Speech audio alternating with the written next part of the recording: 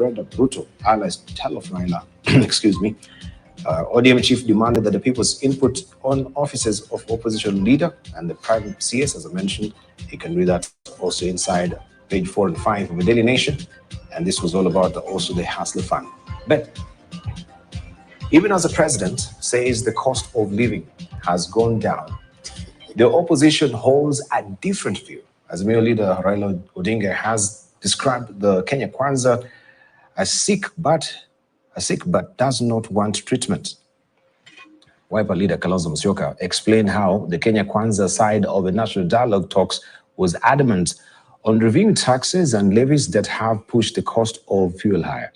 The leader spoke in Mwala during the burial ceremony of Phyllis Mawathe, that is Phyllis Mawathe, mother to Embakasi South MP Julius Mawathe. Ile hatukukubaliana tukaweka wazi. Sisi wanaazimio la Umoja One Kenya ni juu ya gharama ya maisha. Imeenda juu zaidi. Juu zaidi. Na kwa hivyo kama mtu anaweza kusema ati imeenda chini, hii nadhani I was thinking, Mheshimiwa Sifuna, it must mean that this bottom up thing means you actually unaenda kichwa chini, therefore you don't think properly na miguu juu. I can't understand how else inaweza kuwa gharama imeenda chini. Because kama kichwa kiko pande hii and you are upside down, maybe bottom up means upside down. Sisi tulikuwa na mambo yetu, wao walikuwa na mambo yao.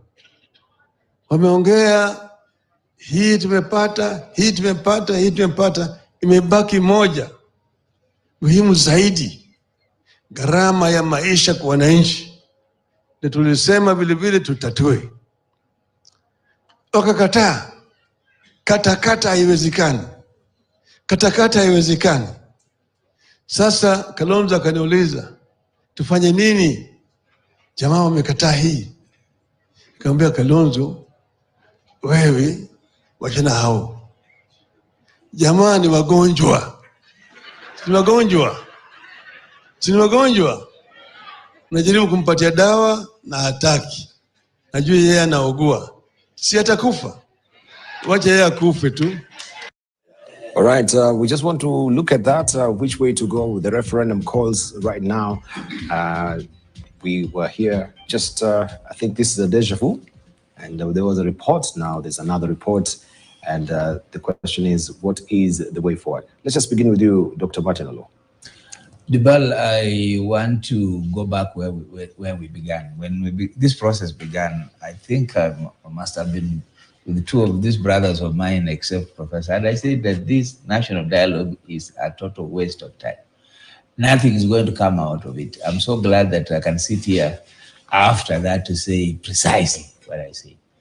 And what it does is that it only gives us a glimpse of, again, how both sides of this divide miss it out. So when I listen to Azimio people, in the first instance, how would you want to go and tell people who have governor, or they have the government, how would you want to go and tell them how to reduce the cost of living? Why don't you let their business run, and if it gives them the benefit of the cost of living going down, so be it. If it doesn't, how do you want to sit with them and tell them this is how to reduce the cost of living? That doesn't make sense. Two, there are issues in that report that have since been released that are very unconstitutional and are unlikely to even see the light of day. For example, you want to entrench the post of the Prime Minister, the Prime Cabinet Secretary in the Constitution. You want to entrench the position of a leader of opposition in the Constitution. Under what limb? Because the representation or design in the architecture of the Constitution is very clear in the sense that it does not anticipate a leader of opposition. So under what limb are you going to tinker with the Constitution and introduce it in there? The executive is also well defined in the Constitution, and therefore there is not even one cabinet secretary position that is defined in that Constitution. So how would you now want to define one cabinet position called Prime Cabinet Secretary? It is unthinkable that you can sit somewhere, spend government money, and bring us something that will not see the light of day, which is that we want to entrench the leader of opposition. And then the former prime minister is very enthusiastic that, yeah, we want it. Under what? What is the understanding of philosophical basis of our constitution? It appears he does not understand it. And therefore, he is playing politics of expediency in between here and not necessarily giving us anything that is of a principle in nature. So basically, we are back to where we are, musical chairs. This report will take us nowhere. We are unlikely to have a draft bill that will see itself in Parliament. And if it does, there is court process as well, which again, the same will be subjected to. Just like the BBI process, we see anything unconstitutional being struck out in the same manner. Mm-hmm. So as a country, we never learn. We are none the wiser with these events. We just let them be, and then they'll come and carry on with this particular exercise. Are they pulling wool over our own eyes that, maybe some deals somewhere have been made, and this was just for the public gallery? To just go through the processes, that something is happening as far as the cost of living. But politically, on the back channels, things have been sorted out. Are we reading something more subtle into it?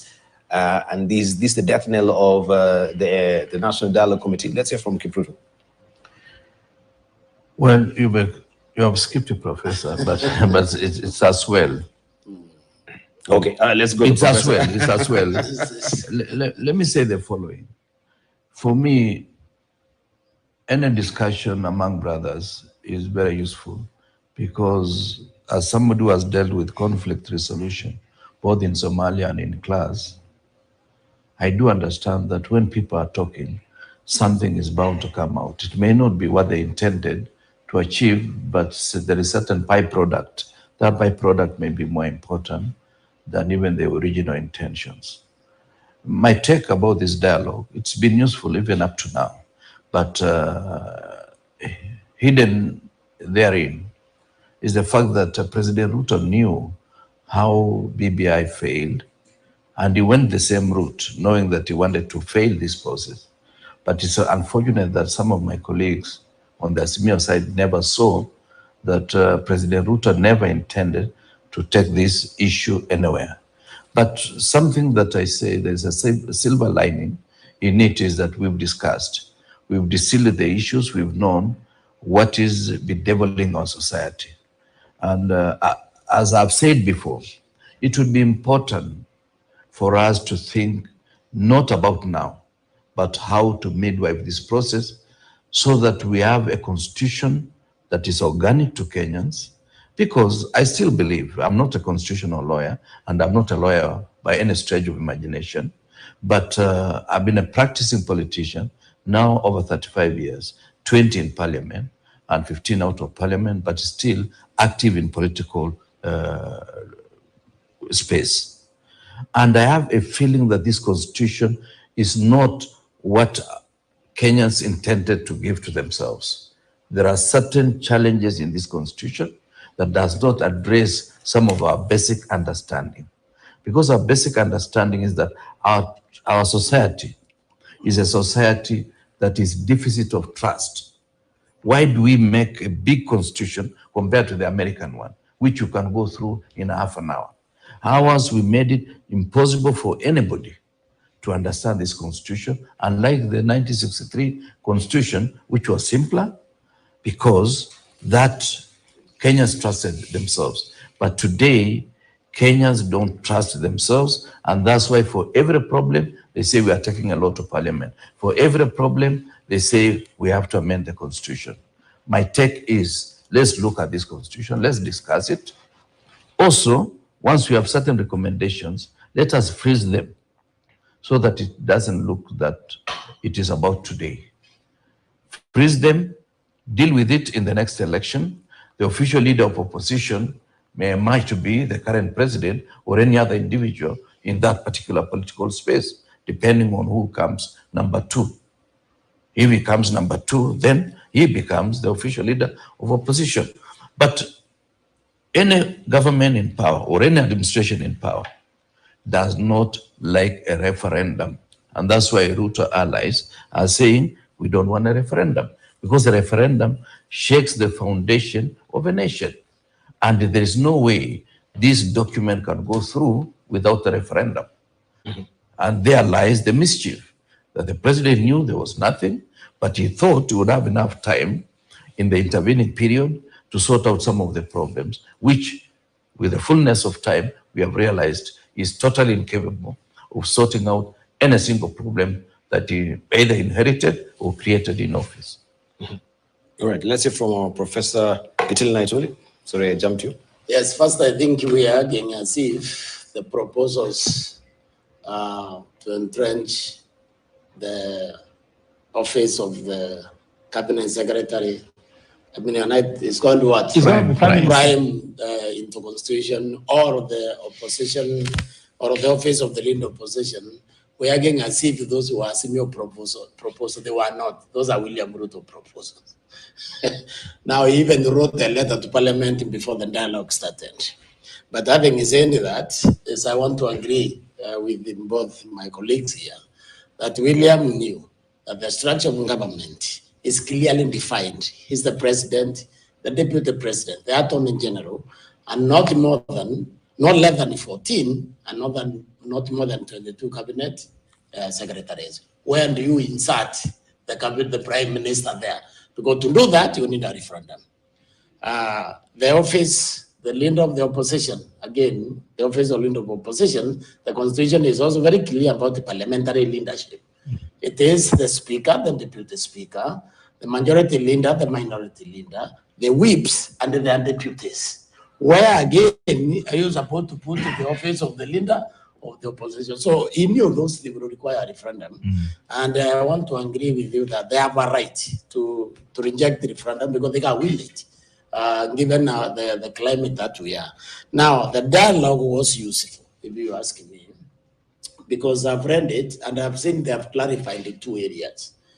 The constitution, this constitution is very clear on transmission of presidential results, electoral results. It says that the constitution, forget about the main Agay ruling, because the main Agay ruling actually buttressed one section of this constitution, that the result will be announced by the presiding officer at the polling station, and then collated and promptly announced by the returning officer at the constituency.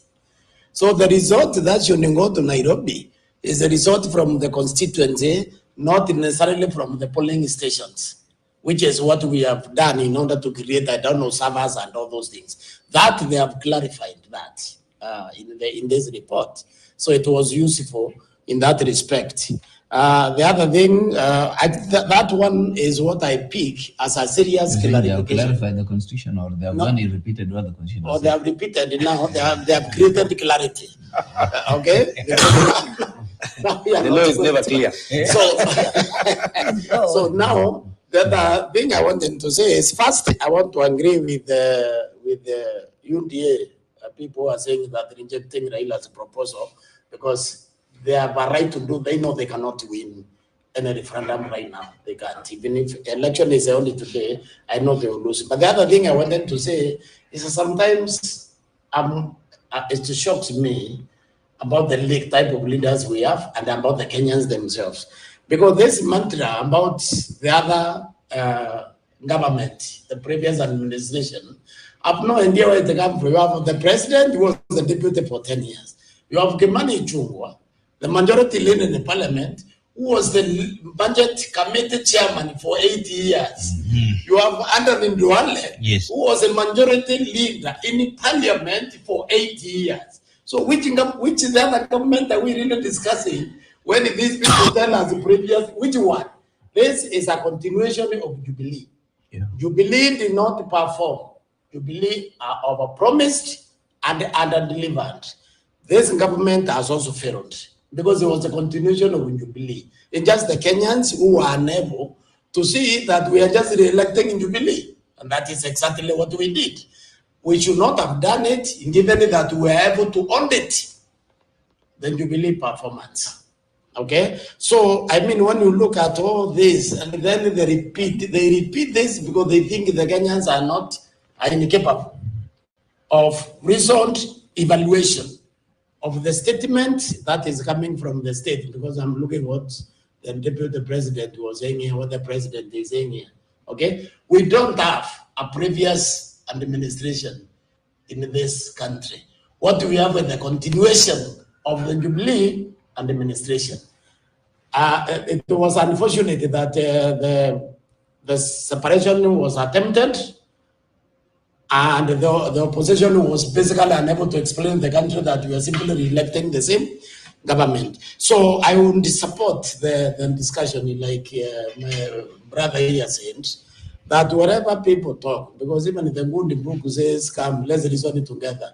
They may have a product which is not implementable clearly, but at least there's some knowledge that has emerged.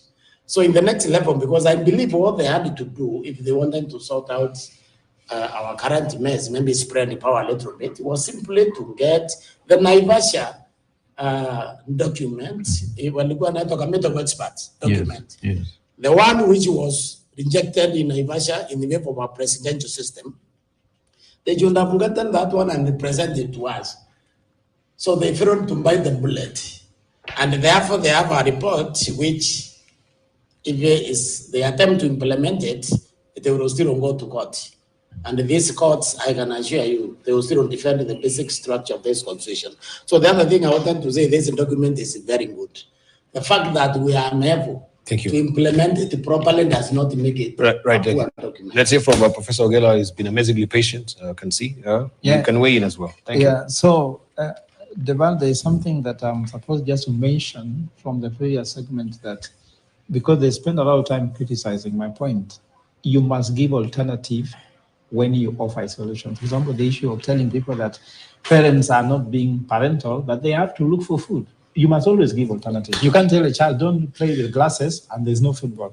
Now, going to this thing of bipartisan talks, the only thing that bipartisan talks has achieved for me is ceasefire, to get Azimio out of the street, because economic situation cannot be solved by being on the street. I believe so strongly, and Kenyans need to know that we cannot use a wrong tool that can bring a solution, because anytime you go to the street, the economy is suffering. So Raila Odinga has to know that we have done the first liberation in violence, was successful.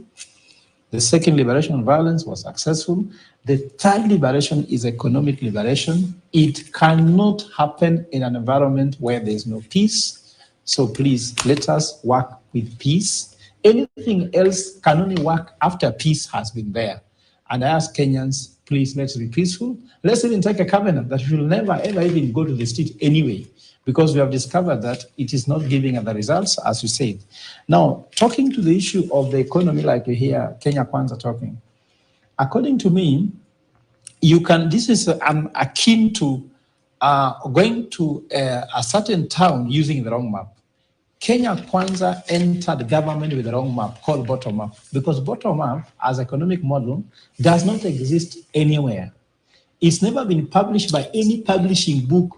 There is no author. Tell me who is the author of Kenya bottom up economic model. Economic models like, for example, the Solomonic economic model here, you can see it's been published by CC Africa. The author is Professor Fred Ogola. Tell me, for that Kenya Kwanza thing called bottom up, who was publishing? Is it David D who published it? Was it published in State House? Is State House a publishing company? So we have to really understand that you cannot go to another city using the wrong map. Maybe by sheer luck, but that's only possible in faith, not in science. Then for me, the issue of leadership, there's a leadership crisis in Kenya at the moment, and I'm very serious about it. Because the current government, as you said, Senior Akirwa, is incapable. Even if you give them 1 million years to solve the economic situation, they can't. And then the opposition also has lost leadership. Why am I trying to say so? These guys, when you hear Kalonzo speaking as if he has a silver bullet to solve Kenyan economic situation, in Kibaki's government, when I was Kibaki's economic and strategic advisor, Kalonzo Musyoka was a vice president. Raila Odinga was a prime minister. All these guys were in government. Musalia Mudavadi was a minister, a deputy prime minister. Uhuru was there as a deputy prime minister. Wetangula was there. All these guys since 1992 have been there. And Debal, sorry to tell me, I've never seen any transformation which has been done outside between 25 years and 55. Michael X, bring him on board. Martin Luther King, Mandela started.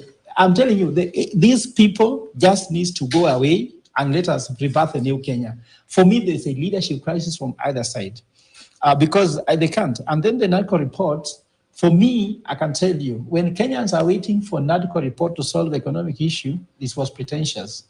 Linda Jami put up a petition and said, a memorandum and said that before you continue with this thing, first, withdraw the Finance Act. 2, Treasury must sit in the committee discussing about the economic situation. Tell me who was an economic expert in the Kenya Kwanza team and Azimio team. The technical team were lawyers who we know cannot solve the economic issue, and there were politicians who are good in economic, communication strategists. There were never economic expertise. Without economic expertise that you need economic formula, it can't. I saw the NADCO team trying to meet Professor Njuguna much later after they finished work to put that in addendum. It cannot, you cannot put that, you cannot put economic situation as an appendix of the report. According to me, there was no intention. And on the other part of Raila Odinga, I said live on KTN, that Raila Odinga is a poor boardroom negotiator. Boardroom negotiator, let me repeat the bedroom thing, I don't know. It's the enterprise thing. I said Raila Odinga is a poor boardroom negotiator. And as an economist, let me use facts, isn't it? Raila negotiated with Moi, MOU, isn't it? Mm-hmm. Moi got the better end of the stick. Cooperation, it was cooperation. Yes. Then they went to negotiate with Kibaki. It was Nusumkati. Kibaki got a better Nusumkati. When they went and negotiated the handshake with Uhuru, Uhuru got a better hand of the handshake. Now with Ruto, Ruto is getting a better hand of the handshake. And in God we trust. Let's just bring data. Raila has a lot of power, social power, street power. This give to him. Boardroom is not his. And for me, them coming to cry again in a funeral when they had a boardroom to win from, this simply means was a bad strategy. I told Raila Odinga as a friend, as his son, please put Martha Karua in that boardroom. Martha Karua won for Kibaki against you. Now you put Kalonzo, who was on your side when Martha Karua won against you. It's a misnomer. Martha Karua could have done for you the boardroom, the legal side, the political side. Martha Karua could not give you votes in her constituency, but that woman gave it to her. The iron woman in that boardroom could have given Raila something which can work.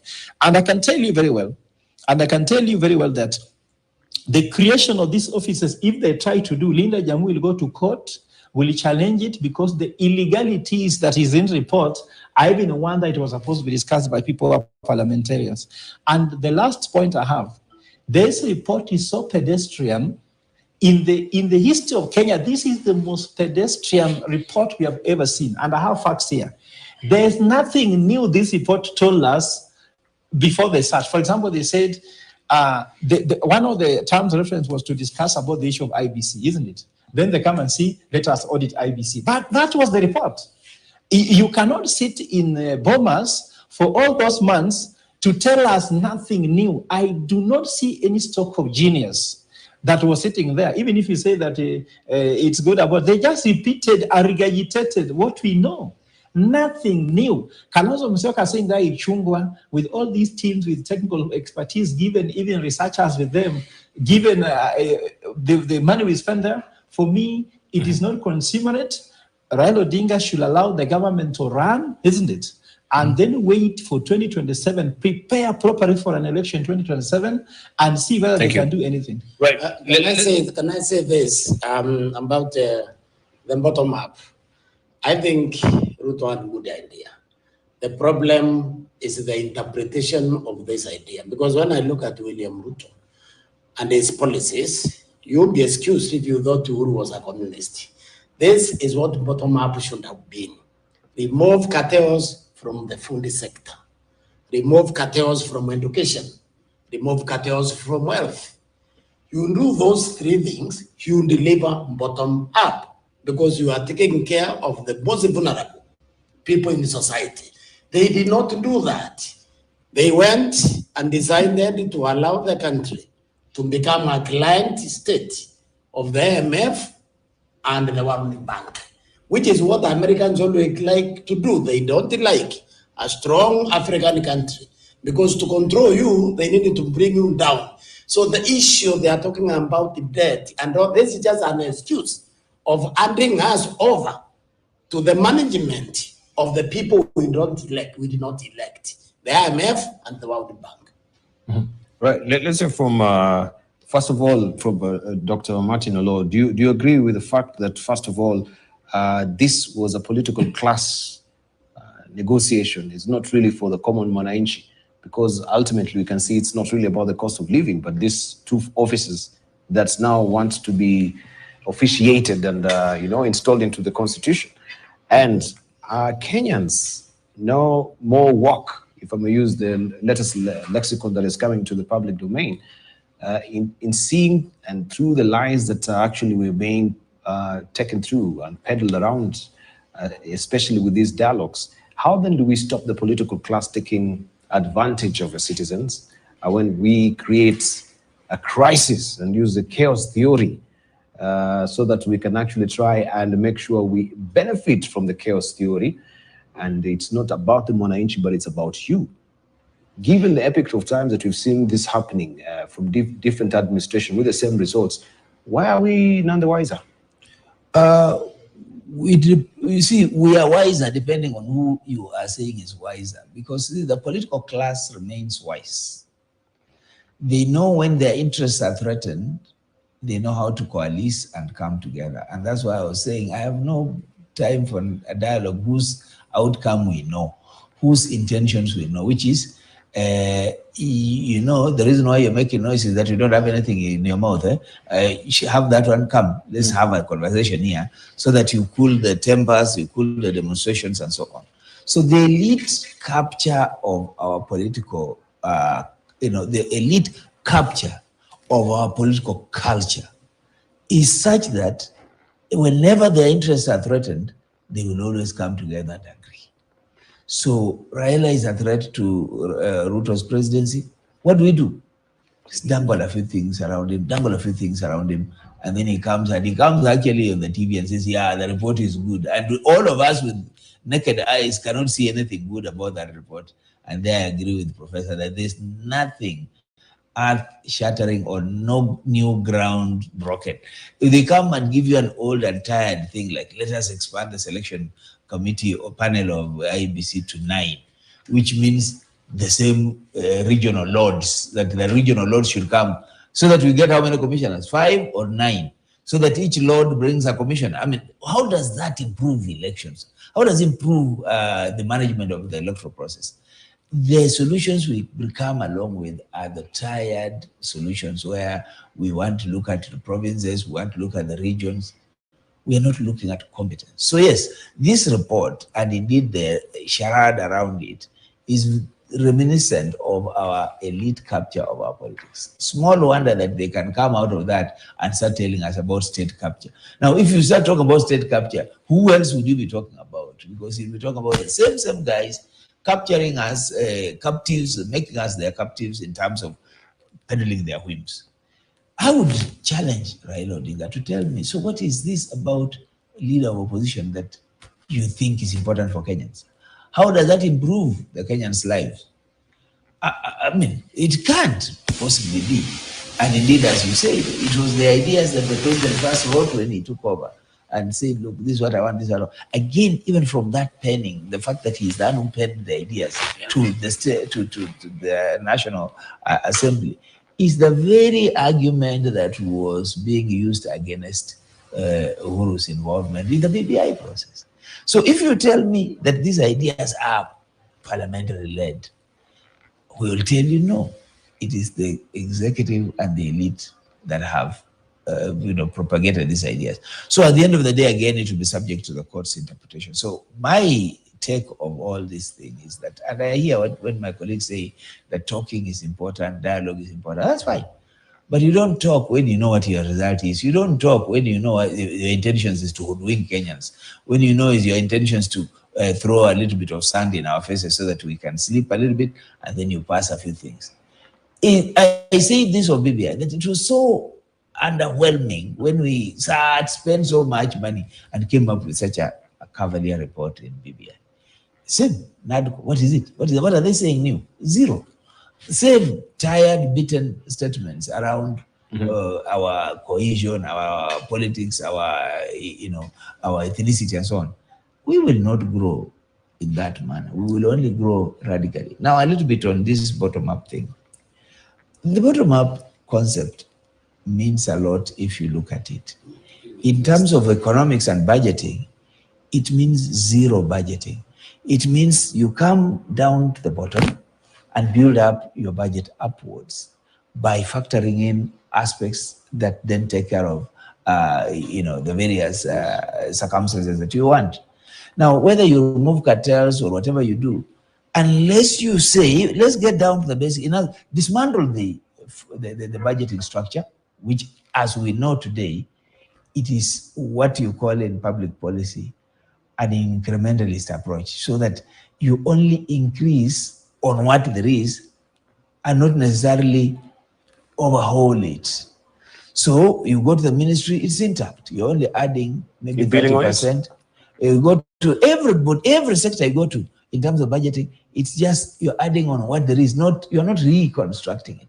So that you're not opening up education and asking, okay, let's start from primary. Let's start from, what is it? You raise a good point, because also the approach of the policy implementation has to be questioned. You talk about the incrementalism model, right? You build from the previous regime, but we see also with the current administration, it has been the garbage and the can model. You take it, you garbage it, you can it, from the previous administration, all those policies, from the housing, from the agricultural sector, you can it as well. And this we lose also with the institutional memory that really comes with the incremental sort of a policy build-up or the policy process itself.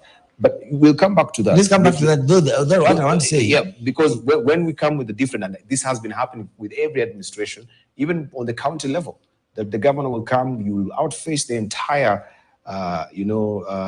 secretariat, so to speak, or the working class within your county. You again go back to the public service boards to make sure you recruit fresh ones. But so that I don't let this slip, because what you're saying is slightly different from what I'm saying. Because you see, when a governor comes into power, they are at liberty to bring certain cadres of employees. Similarly to the executive, when it comes to it is at liberty to bring certain cadre. But essentially the civil service remains the same. But when you talk about a bottom-up approach, the assumption was that you're actually going to invest in certain specific sectors. Okay. And I leave it now. Let me come to Kipruto Rapkirwa and ask the question about our country maybe being in this paralysis of analysis syndrome. And this is where we are stuck at as a country. We overbrain things. We set up committees, we set up task forces, and we remain with just the reports. We never move on and we never learn from them. How can we break from this cycle? Because this is, and you'll find out, we'll actually go the same way. Come 5 years after this, we'll have another report. We'll have another constitution or a constitution of a committee who will try and analyze that previous election that we'll have gone through.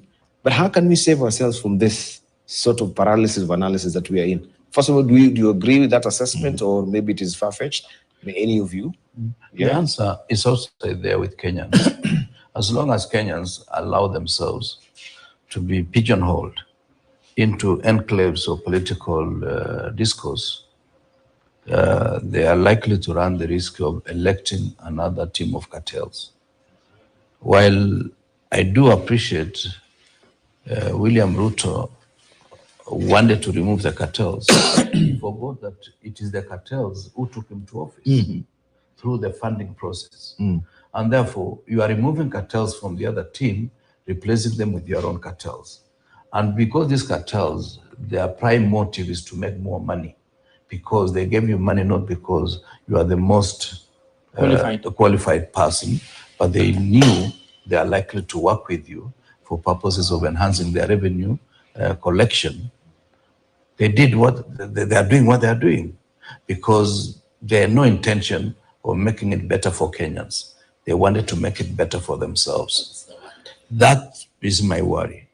And therefore, as long as Kenyans are going to listen to us, the politicians, or those who are budding politicians like Martin Olo, they are likely not to get the answer, because the answer in Africa is that our main problem is lack of leadership. It is not about the most qualified people. It's not about it's not about the fertility of our soil. It is lack of leadership. And this has been made worse by the fact that we created a class society where we are saying there are those who are called hustlers and those who are called dynasties. While William Ruto has now graduated from a hustler to a dynasty himself and created more dynasties, the hustler has been left in abeyance. He does not know what to do. The bottom-up idea was brilliant and is still brilliant, but I don't think the administration of the day intended to do that. They just wanted to use it as a rallying call for gaining traction on the ground and getting the votes. Once they got the votes, they forgo the hustler, and that is where we are today. My worry, and this is something that still worries me, is that Kenyans are still trusting in the same people who are not worth an iota of trust. They are not worth even listening to them, because this administration has totally failed. Finally, let me say this. Those who have not gotten into politics, like my three colleagues, they are very unkind to politicians. We politicians, we respond to the dynamics of society. At times, you go to the constituency. When I had a constituency to represent, and you have an agenda, and that agenda is taken over by how people will behave one Saturday morning. They will come, take over your meeting, and deal with you the way they want, and because you don't want to offend anybody, you go by their wishes. At times, you intended to go for Arambe, and you had carried 50,000. By 11 o'clock, you hardly have even 1,000 shillings. And those days, there was no Fuliza, there was no M-Pesa, and therefore you ran the risk of not attending the Arambe you wanted to attend. This society of ours, not a single Kenyan is not corrupt. Because once you get into office, like those of us who have occupied that space, they expect you to drive the best vehicles, they expect you to live in the most luxurious place in town, they expect you to have an helicopter somewhere. And these are imaginations of people. If they realize that you are driving the car like that of Dibal, they say, what did you do for yourself when you are in office? Because the office has a certain salary. So are you telling the public that my car is not the finest, that is dilapidated? What am I doing in office? No, because you have earned it. But the people expect politicians not to earn what they have. And that's, at times I feel we are unfair to ourselves as Kenyans. Because there's so much expectation. There's so much expectation indeed. From a politician. He's not a magician. He's just a human being. You've given him a job for 5 years, and therefore you don't expect any miracle out of it. No, let me go to sequentially. No, sequentially. No, you can hold his thoughts, but let him clear the air. Yes. I think he is entirely wrong, because you asked a fundamental question. Not entirely. You see, Prof, English. Maybe not. This is what we have done as a society. We have overproduced. I like academic humility. Intellectual humility. We have overproduced what is called hunters and gatherers, and labeled them as leaders. Because there are two distinct types of leaders. The one he has described, these are hunters and gatherers. They hunt, they gather. We need the farmer leader, because the farmer multiplies. So we don't have a leader whose genuine intention is to multiply what they find. This is why we're even selling assets. We promised to create jobs. You can create jobs and turn around and sell assets instead of multiplying those assets. So my friend, The fact that we have hunters and gatherers our leaders is not the problem of the citizen, because the leader is supposed to make life better for the people he leads. So we just the leadership class we have created is hunters and gatherers class. You know, Dibal, allow me also to say something. I agree with him, but the problem is he never listened to me through. I say the basic problem in Kenya is our own society.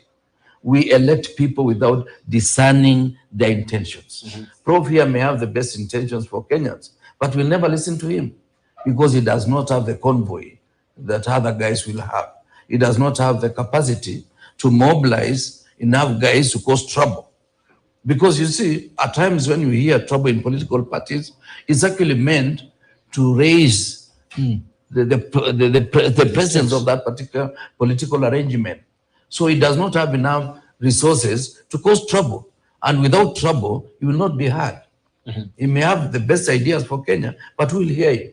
So the problem is we are telling Kenyans. This is the chaos, can you be chaos more theory discerning? that I was saying. You cause chaos. Yeah, you cause chaos for you to be noticed, to be around, to be in town. Otherwise, without chaos, nobody will understand. You see, like at times when I go to my home, my former constituency, they ask me, where have you been? Because I don't cause trouble. I come here, we talk nice things, and we go home. They don't hear us. But if I was to cause trouble in the studio, next week, I'll be having a big crowd at home. Right. I heard from one of the legislators, of course, when you are going for the campaigns, using the chaos theory, that you make sure you go to the local town there and buy, most of the bartenders beers throughout the night. And of course, tell them, as you're going home, make sure the only name that you will be calling out is Fred Ogola. Fred Ogola. Fred Ogola. So you cause chaos in the whole village at night so that they may hear just the name Fred Ogola. And that is just a way of branding and marketing yourself. That's good information for an economist. He thinks that people are rational. No, they are irrational. So just let them shout.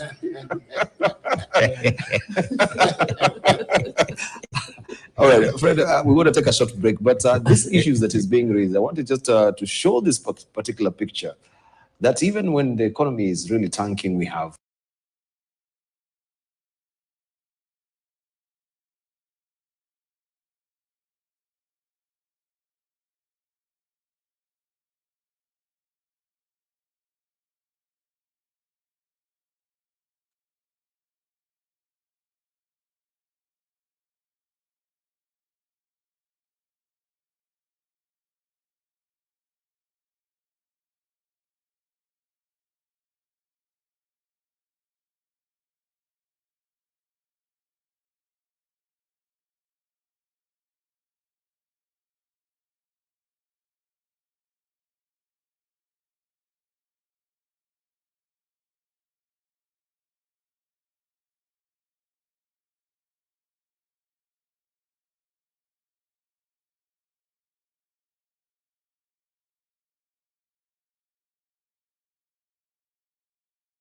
And Ruto allies tell of Odinga whether or not to call a plebiscite to implement some of the proposals made by the National Dialogue Committee.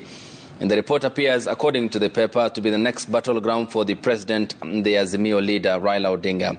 The outcome of such a vote, says the paper, in the president's first term could determine the winner of the 2027 contest, and both camps are aware of this and are alive to that reality. That story is further highlighted on pages number 4 and 5, says the big dilemma on why Ruto camp has opposed Azimio's referendum call and the change that requires the plebiscite. On Saturday, the Kimani Ichung'wah and the Kalonzo Musyoka-led National Task Force had released some of the areas that they agreed upon. Fundamentally, on the disagreement was what attracted the attention of Kenyans. This included the failure to reduce the VAT on fuel from 16 to 8%, and also the contentious issue of the housing levy, which in this week was equally declared unconstitutional by the High Court. Among the other areas that they agreed on included the creation of the leader of official opposition in Parliament with 2 deputies, and the entrenchment of the Prime Cabinet Secretary's position in the Constitution.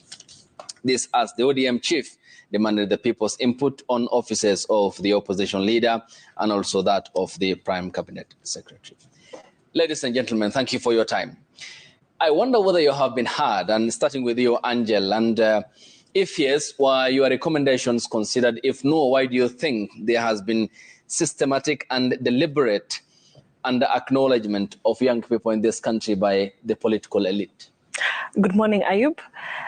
What I see, even given with the talks that have, the report has just been issued from NADCO, we gave our submissions as young people to the committee not so long ago, and the outcomes are as they are. The government has simply refused to our agitations. It's now telling Kenyans that we have an economic agenda that they want to push and transform. We are telling them that that economic agenda that they want to push and in this country is not working. We've seen what has gone on with the Hustler Fund. We've seen the government 2 weeks ago issue an 18% treasury, a bond of 18%. That means that the government is really in turmoil in terms of economic, in terms of the economic space. But what I think, Ayub, most of all, is that I sense fear in the Kenya Kwanza government. It is afraid of going to a referendum to ask Kenyans on the main issues that they have been on a split path.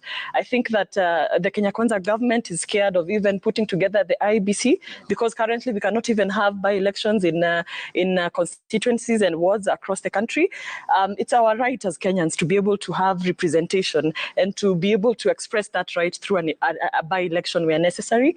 So when Kenya Kwanza government refuses to go into things that have even happened in the past, because when I remember back in 2005 when there was a yes and no campaign, Mwai Kibaki went into a referendum, and if it was not that yes and no campaign, Mwai Kibaki would never have become president a second time. It was the yes and no campaign that showed Mwai Kibaki there's a problem in the country.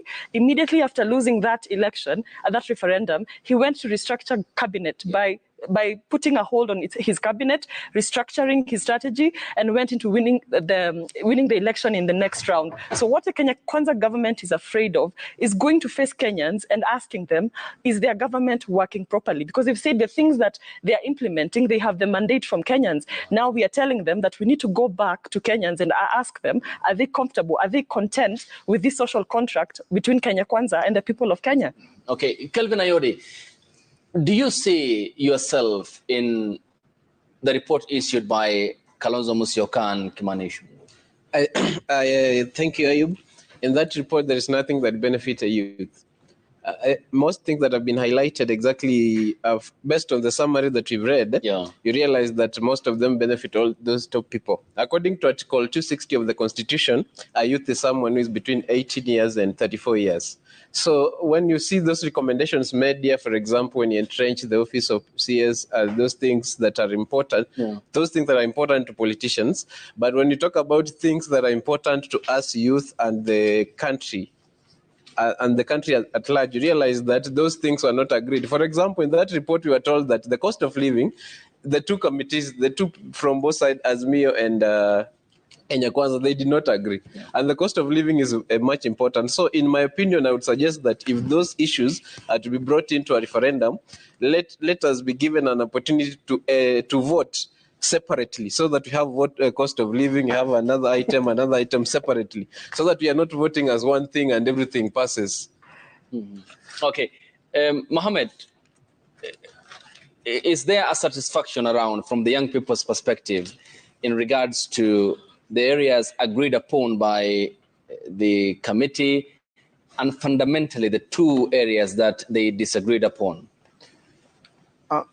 Yeah, thank you, Ayub. So I think the biggest concern for young people today is because they are affected disproportionately by the high cost of living. Would have been any achievement in that line. There were two key proposals: reduce the VAT on fuel products from the current 16% to probably zero rate it, or take it back to the 8% at worst. The other one was on the housing levy. Those two did not come out successful from that committee. However, I think there were some other achievements probably that came out of that committee, which could be good for the country. So one, of course, is on electoral justice, on how at least the lengthening of the period from the 14 to 21 days, I think is a step in the right direction. As you could imagine, presidential election petitions are quite weighty, and the 14-day period is probably a short time. So I think in terms of electoral justice, that is a win.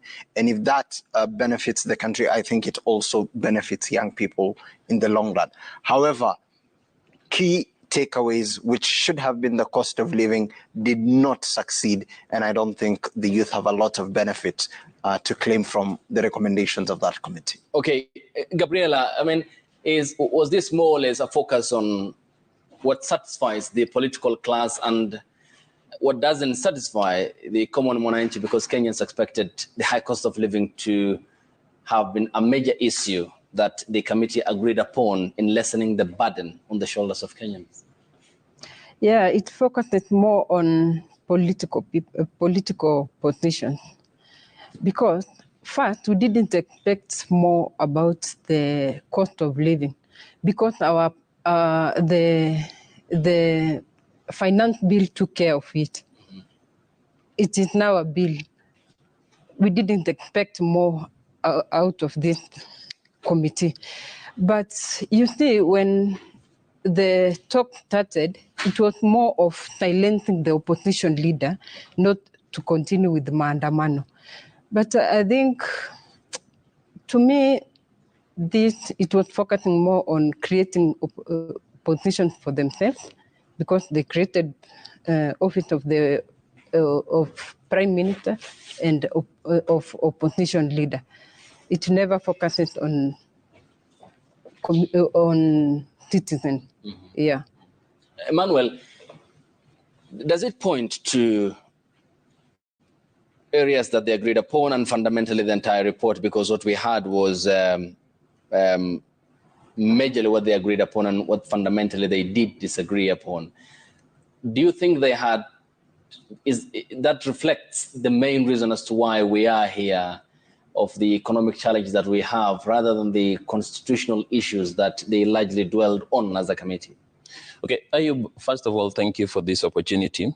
And even as you listen to the views that have been aired out by the panelists, the youth, you can be able to, I'm able to compile a lot of data just by listening to them.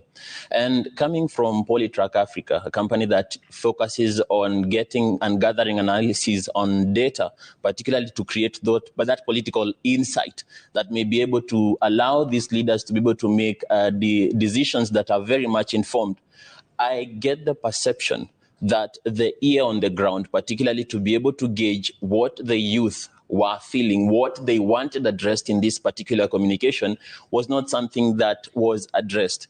Because when you look at matters of data, that communication, particularly from the ground, it is something that is very key. Because if you're solving something and bringing it together in the matters of a national discourse to try and bring these people together and be able to progress together, it will be very hard to do that if you do not really address the issues that are with them. And such issues can only be able to be compiled maybe together using a scientific method, a method that would be able to gauge how are people really needing our assistance on this, in this dialogue as a whole. How do we respond to these challenges that are with them? Because if you do not, if you assume what is the issue of particularly the youth in Kenya, you will be solving something that will be very skewed, because you'll be moving on a perspective that is not really qualified.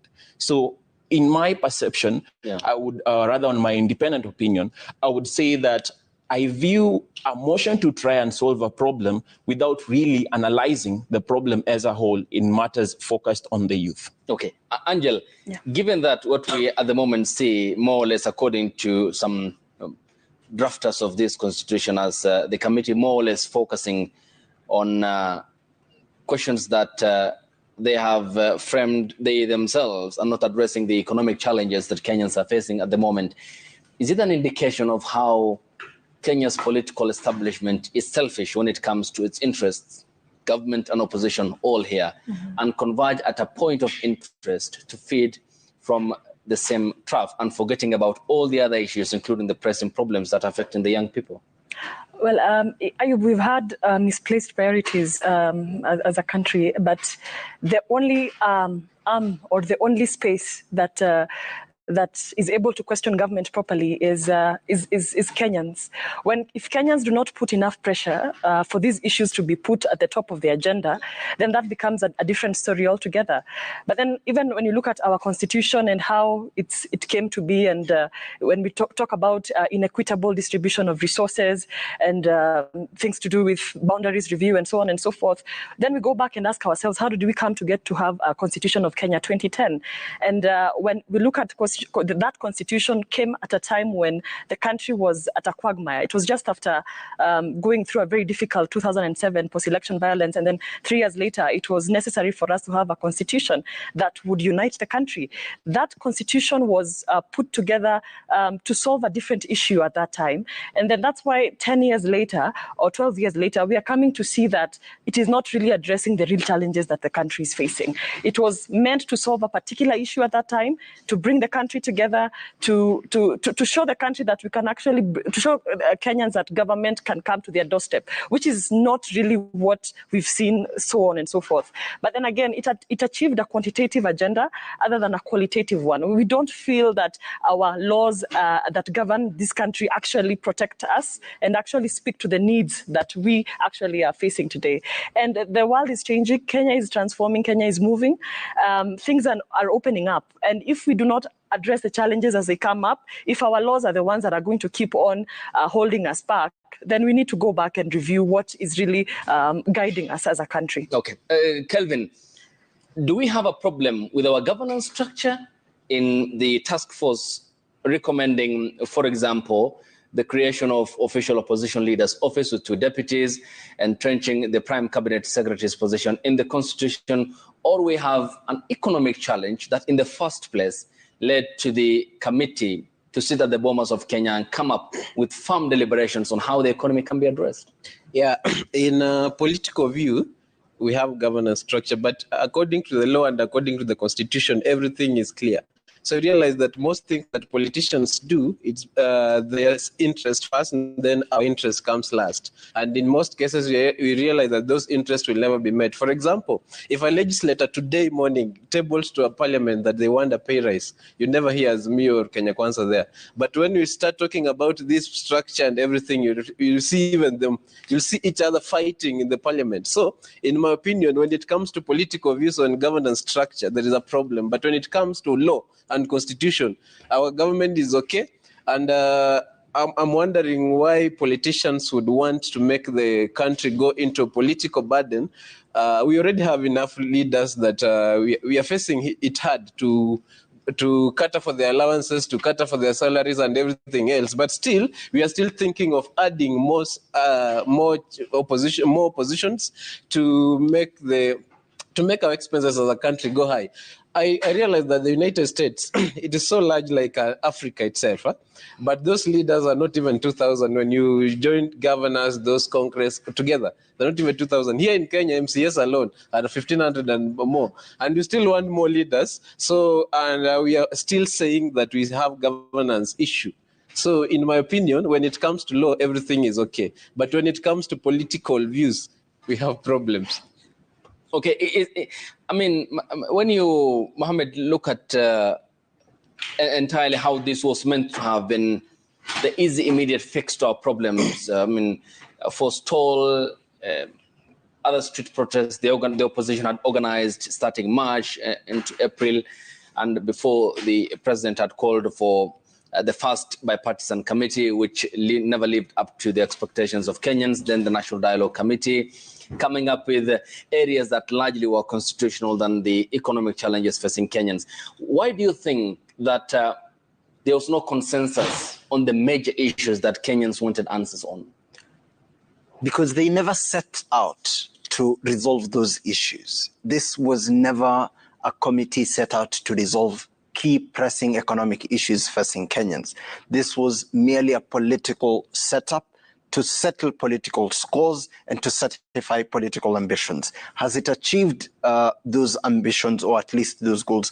I think yes, because one, it has stopped street protests which were constantly highlighting the shortcomings of this government. And of course, the president gets political wins in that line to settle those fires and to make sure that those political functions are calmed. The Prime Cabinet Secretary position is not one that we need. It was, if anything, a creation of this current administration. But to now cement it in the Constitution is a desire to make sure that we have a position which we could reward our closest allies in the next and coming elections, one that will not be tested in the waters of the courts. But equally, I think there are some small political gains which could result in good gains for the citizens. One, of course, part of the recommendations was to cement the 20% allocation to counties from the current 15%. If that goes through and it goes, if that amendment to the Constitution happens, I think that is a worthwhile achievement. However, it did not solve those economic problems, or at least those issues, because it never set out to solve those. It was a political outfit set out to solve political ambitions. Okay. Well, although the money that ought to be coming from the exchequer to the county is minimum 15%, and you can upscale that up to 35%. Yes, and you don't need an amendment for that.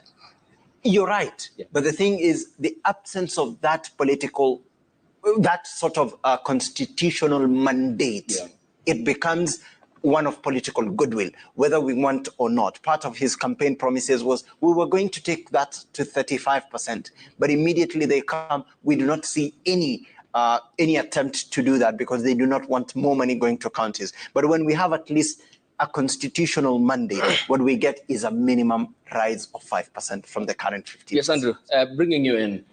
What's your take of generally the outcome, speaking for the first time? Thank you, Ayub. I think because I came in later, I've had to struggle with so many things, but we thank God for that. Now, first and foremost, I think we need to look at the report from the perspective of what exactly it was intended to do and why the committee was formed in the first place. You'll realize that there were almost 2 committees that were formed before we had the final committee that then gave us this report. And that speaks to the question that you asked at the very onset. The question that is the place of the youth secured in the entire process. The first committee had very youthful MPs and senators who were involved in the process. But there was a lot of hue and cry from particularly the opposition, who thought that the issues that were to be dealt with in this country were too complex for that demography, for particularly the young people. They could not understand.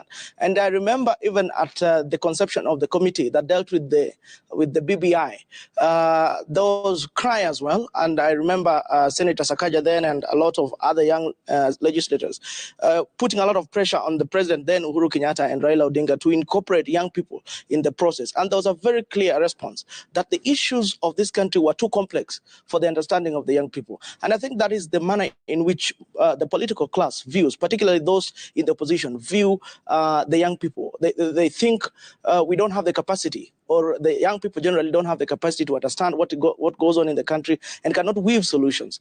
But that is to say that when you're not on the table, you can't expect that any results will come from that table that then favor you. That is particularly the reason why I think the report did not have so much take home for the young people. But also there are a number of things that we need to consider when debating on this report. One, there is a misconception that has been out there that more people went to the streets because of the cost of living.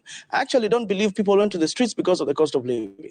So many people went to the streets because their political leaders had asked them to go to the streets. That's why the political leaders asked them back from the streets. They all stopped, and that's why we did not find any demonstrations in Kisumu, in Nairobi, and all the other places where there were heated demonstrations. Yeah. There's a reason why there are no more demonstrations, and immediately the demonstrations were called off. They could not go. There's a reason why when Azimio called for demonstrations on Monday or Wednesday, people came out, particularly in their strongholds, to go for those demonstrations. Is because they were following the directions of their leaders. So the perception that the people were demonstrating or were out picketing because of the cost of living should be kicked out completely, because the people were demonstrating, they wanted their leaders to be taken care of.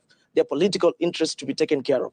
That I'm talking about the most common of the voter. I'm not talking about the elitist who imagines that, when the cost of fuel is high, particularly for their vehicles in Nairobi, then things are really bad. There are people out there who just want to see Raila Odinga as part of, the governance of this country. They just want to see that the ideas of the ODM party are taken care of. And that is particularly why the governance issue was coming up greatly in this report. You realize that the committee talked greatly about how to have the office of the official opposition leader. There was 2 deputies. Why did we have to bring in 2 deputies? In my understanding, there was a political class to be taken care of at that level. While it might not be spoken very clearly out there, the issue is there is a political leader that needs to be taken care of. Okay. When Raila Odinga is made the official opposition leader, who then becomes their deputy, you can see that the Honorable Martha Karua is already out there complaining. You can see that Honorable Eugene Wamalo has disowned a report that he took time to prepare. There must be particular reasons why the political leaders were involved in this process. Okay. By that as it may. But hang on, I mean, when you say that it's the people who are interested in the creation of positions for the people, for the political leaders. I mean, if you look at the common denominator and the theme with which the opposition called for the protests starting 20th of March this year, and they maintained the tone of UNGA, the cost of living. At some point, even Senator Edwin Sifuna Nairobi said, if the bipartisan talk will not address the issue of UNGA, then Baba Raila Odinga, he said, call me out from that meeting. And that was the tone that they adopted. Why then do you think the outcome of the report does not reflect the very same theme and tone that the opposition adopted on reducing the cost of living? And you saying that now it's the people who are interested in creating positions for the political class, yet it was all about lessening the cost of living and having valuable Kenyan shillings in their pockets. We need to have 2 things right before us as we analyze that. One, we need to understand that the cost of living was actually not an issue in this debate. You'll remember that in one of the press conferences... Was it an issue during the protests? It was not an issue for me. Yeah. From where I said it was not an issue. For example, why did, when you look at the street protests, Jeremiah Kioni, the Sufuria movement, and they carried that as a symbol. Classical. Edwin Sifuna, classical he had in his car, even came to this studio and said he's just ready in his car, and then he went on straight to the protest. Raila Odinga, he said it's all about the cost of living and the VAT on fuel, the finance bill at the time, which was much heated. It was, you agree with me, on the high cost of living before the talks began. Classical Kenyan politician. They'll always take advantage of what is the grievance of the people to advance their own interests. Look at it this way. The president who is currently sitting in office acknowledged even during his campaigns that the cost of living was hitting the roof. The opposition alike, even when they were campaigning, indicated that the cost of living was unbearable. So at the very onset, everybody agreed that the cost of living was an issue, right? But now, because things were becoming a little tighter, acknowledged even by the current president, the opposition took advantage of this to advance their interests, which is the reason why even as at now, and I actually find the pronouncements by the opposition a great they're imputing high-level incompetence on the part of Mr. Kalonzo Musyoka, because this is a position where the opposition has come up with members of a committee to go and weave solutions, and they have branded this committee as to be the solution, as to be the one that is going to give solutions on the cost of living. Then they come again to say that the committee has been defeated to give us the solution. So I wonder how then Kalonzo Musyoka want to contest for the presidency of this country when given an opportunity to find a solution, he's been defeated. But that is why I was saying this. Yeah.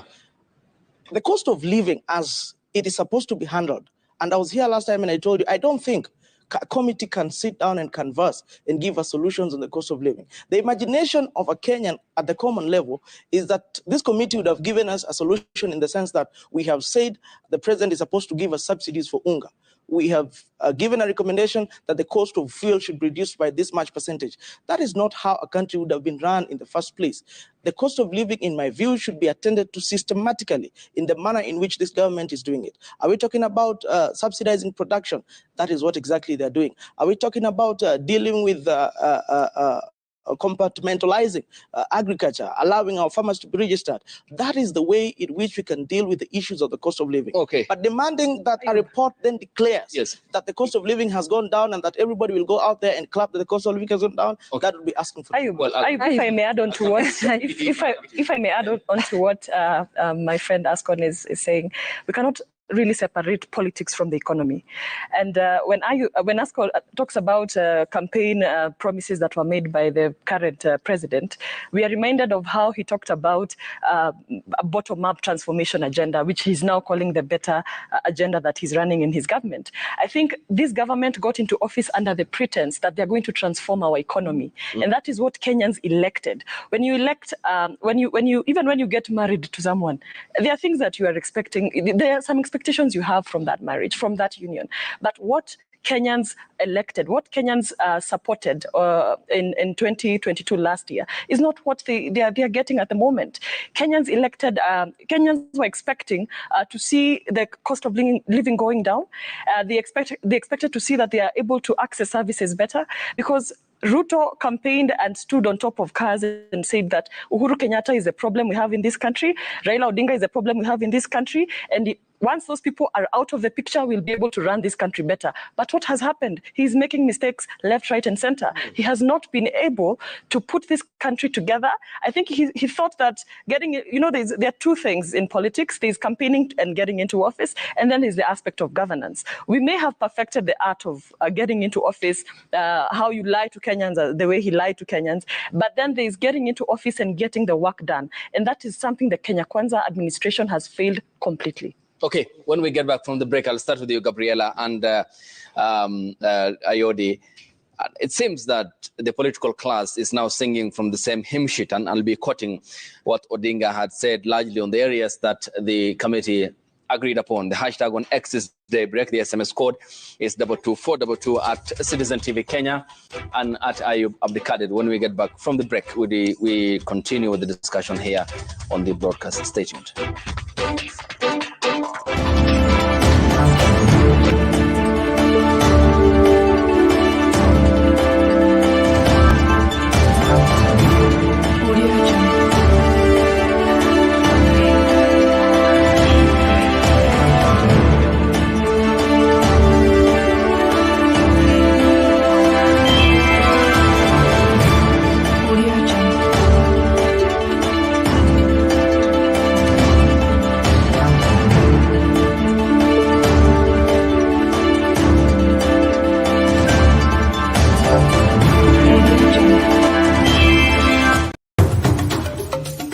Tunaingia vijijini, mijini na hata jijini kukuletea taarifa mchana kutwa. Usiku tunaketi kitako, tunadadavua tukichanganua taarifa na makala muhimu yanayokuhusu wewe na familia yako. Ungana na Bernard Ngozi kwenye Open Forum Political Show kuanzia saa 4 usiku hadi dakika zake kila siku ya wiki kwenye Sound Candy Talk. Tukutane Sound Candy Talk.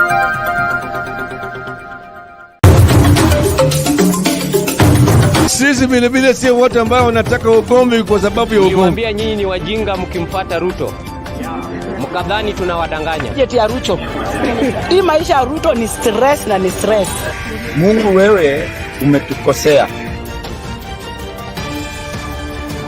Sasa tumesema siku ya Jumatano.